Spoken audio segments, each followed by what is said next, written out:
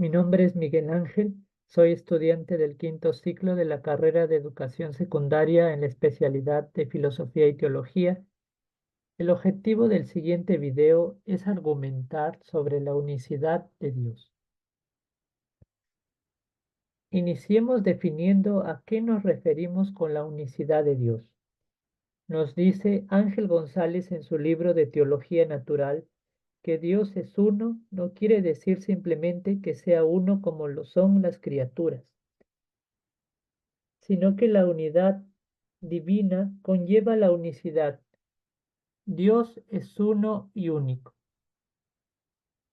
Para entender esta idea, primero consideremos que en la realidad hay criaturas que tienen un cuerpo material y un alma.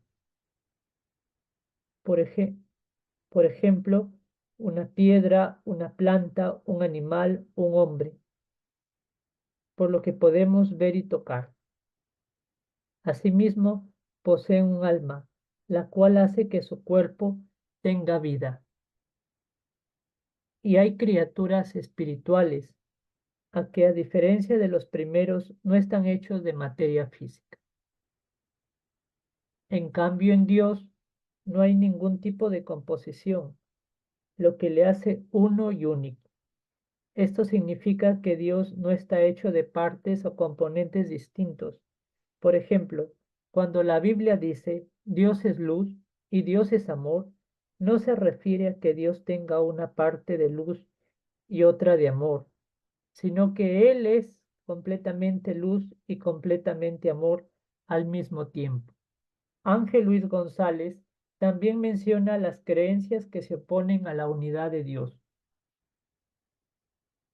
a la unicidad de Dios, las cuales son: el politeísmo es la doctrina que afirma la existencia de múltiples dioses o seres divinos. Por ejemplo, en la cosmovisión andina, algunos de ellos son el dios Viracocha, dios creador y de la civilización; el Inti, dios del sol y de la agricultura, así como la Pachamama, diosa de la tierra y la fertilidad. De igual modo, la Mamaquilla, diosa de la luna y protectora de las mujeres. En tanto, el dualismo es la convicción de la presencia de Dios, de dos dioses, uno el principio del bien y otro el principio del mal, como el yin y el yang. El primero representa a Obatalá y el orisha de la paz, la pureza y la sabiduría, mientras que el segundo representa a Shango, el orishna del trueno, el fuego y la guerra. Finalmente, el enoteísmo es el asentimiento de la realidad de un Dios supremo y varios dioses inferiores. Tal como en la religión de los griegos, Zeus es el dios del cielo y rey de los dioses.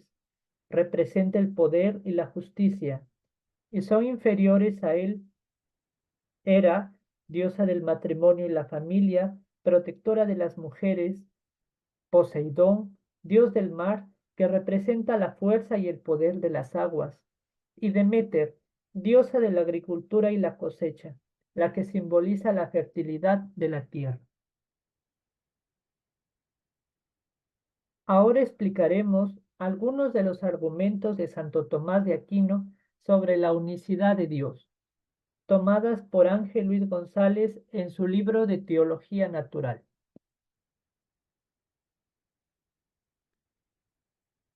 Dios es uno y único por su total simplicidad, lo que hace que sea Dios, naturaleza divina o divinidad.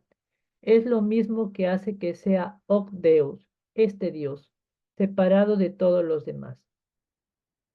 Con el objetivo de que este argumento se pueda entender, González inicia con el siguiente ejemplo de Santo Tomás.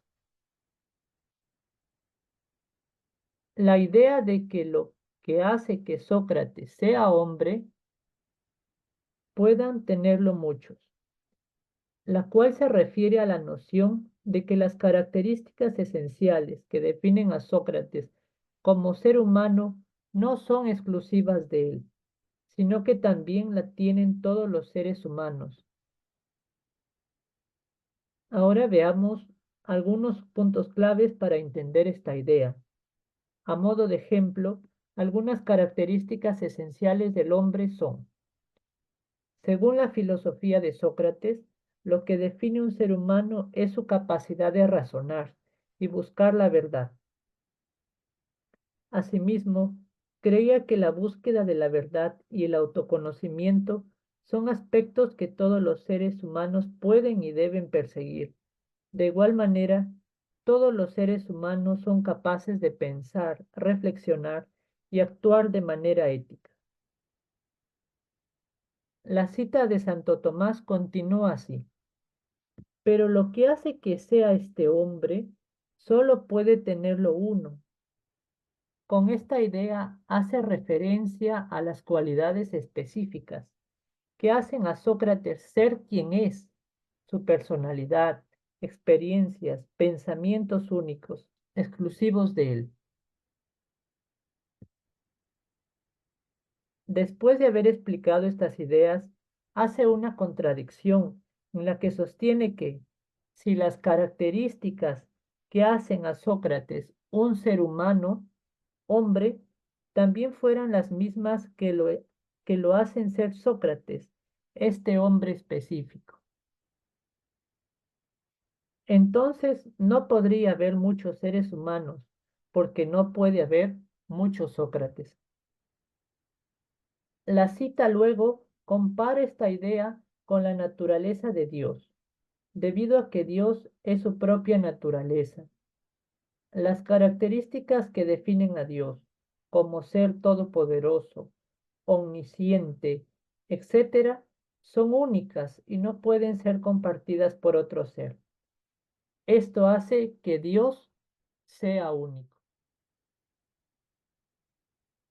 Otro argumento sobre la unicidad de Dios es por su infinita perfección. Dios no es igual a las criaturas, porque Él es el ser en sí mismo, es decir, nadie le ha dado su existencia, y Él le da la existencia a las criaturas y hace que existan y es fuente de todas sus perfecciones. Y ya que Él es el dador de las perfecciones, Ángel González aclara que Dios es completamente perfecto, lo cual significa que Él no tiene defectos ni limitaciones. Para hacerlo más sencillo, consideremos algunos ejemplos para entenderlo mejor. Dios es completamente perfecto. Imagina a una persona que siempre sabe qué hacer en cualquier situación sin cometer errores. Dios es así, pero a un nivel infinito. Su conocimiento y sabiduría son perfectos. De igual manera, piensa en el amor más puro y desinteresado que puedas imaginar, como el de una madre por su hijo. El amor de Dios es aún más grande y perfecto, sin condiciones ni límites, y considera a alguien que puede hacer cualquier cosa que se proponga, sin fallar nunca. Dios tiene un poder absoluto, capaz de crear y sostener el universo entero. Asimismo, imagina a una persona que siempre hace lo correcto y nunca comete injusticias. Dios es perfectamente bueno, siempre actuando con justicia y misericordia. En resumen, la perfección de Dios significa que en todos los aspectos posibles, sabiduría, amor, poder, bondad, etc., Él es completo y no necesita mejorar.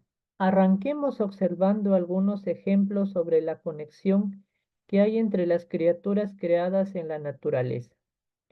Observemos el gráfico.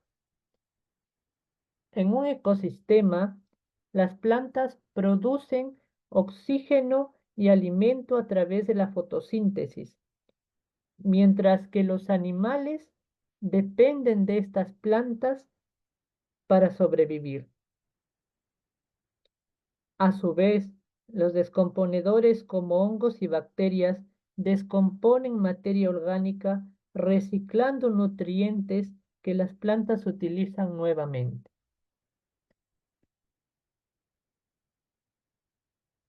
Igualmente, en la cadena alimentaria, los herbívoros, como los ciervos, se alimentan de las plantas y los carnívoros, como los lobos, se alimentan de los herbívoros. Cada nivel de la cadena depende del anterior para su sustento. De igual manera, en el cuerpo humano, diferentes sistemas como el circulatorio, el respiratorio y el digestivo trabajan juntos para mantener la vida. Luego de analizar estos ejemplos, nos preguntamos, ¿cuál es la causa de todo este orden? Retomando la cita de Santo Tomás, él sugiere que esta coordinación y orden no ocurren por casualidad. Debe haber algo o alguien que organiza todo de manera armoniosa. En síntesis, lo primero que pone todo en su lugar, asegurando que el universo funcione de manera ordenada, necesariamente ha de ser uno y único. Y esto es Dios.